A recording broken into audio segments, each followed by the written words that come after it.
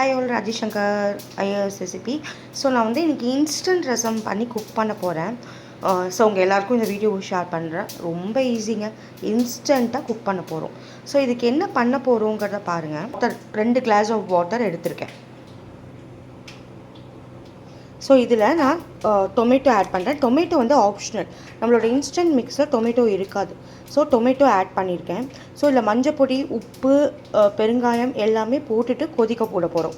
இந்த டொமேட்டோ நல்லா வெந்ததுக்கப்புறம் நம்ம இன்ஸ்டன்ட் பவுடரை தண்ணியில் கரைச்சி இதில் விட்டு கொதிக்க விட போகிறோம். அதையும் நான் உங்களுக்கு காட்டுறேன். ஸோ இப்போ நான் அதில் வந்து டொமேட்டோ ஆட் பண்ணிட்டேன். இப்போது டர்மரிக், நம்ம ஐஎஸ் ரெசிபியோட பியூர் டர்மரிக், இதில் எந்த கலர் ஆடடும் இல்லை, எதுவும் இல்லை, இதை ஆட் பண்ணுறோம்.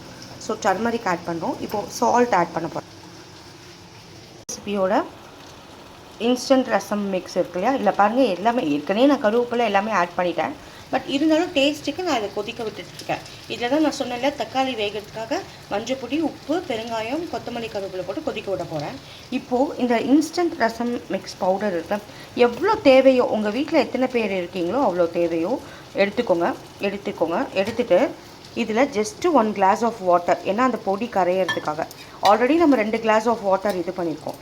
ஸோ நல்லா இப்படி கரைச்சி வச்சுக்கோங்க.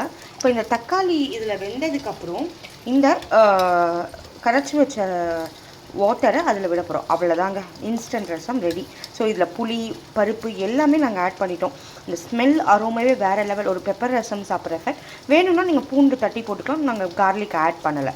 அவ்வளோதான், ரொம்ப சிம்பிள், ஈஸியாக இன்ஸ்டண்ட்டாக ஹெல்த்தியாக குக் பண்ணலாம். ஸோ இதுக்கு நான் கரைச்சி விட்டுட்டு எப்படி விடுறேங்கிறதையும் காட்டுறேன். முதல்ல தக்காளி நல்லா வேகட்டும். தக்காளி எப்போவுமே ரசத்துக்கு நல்லா வேகணும். அந்த வெந்து இந்த புளி ஜலம் வாசனை குறையணும்னு சொல்லுவாங்களே, ஆனால் புளி ஜலம் இது கிடையாது, இது நார்மல் வாட்டர் தான். ஸோ தக்காளி ஒண்டி நல்லா வேகட்டும். ஒரு ஃபியூ செகண்ட்ஸ் நல்லா வெந்துடும், உங்களுக்கு பார்த்தாலே தெரியும்.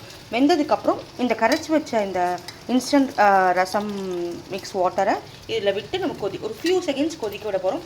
ரசம் ரொம்ப கொதிக்கக்கூடாது. ஸோ அதையும் நான் உங்களுக்கு காட்டுறேன், வெயிட் பண்ணுறேன். ஸோ இது நல்லா கொதிக்கிறது. ஸோ பாருங்கள், நல்லா கொதித்து தக்காளி நல்லா வெந்துருச்சு. அவ்வளோதான், தெரியுதா தக்காளி வந்தது. ரசம் வந்து இந்த பொடியே போடாமல் கொதிக்கும் போதே இந்த ரசம் ஸ்மெல். இப்போது நம்ம இந்த கரைச்சி வச்ச பவுடரை, அதாவது இன்ஸ்டன்ட் ரசம் பவுடரை இதில் விடுறோம்.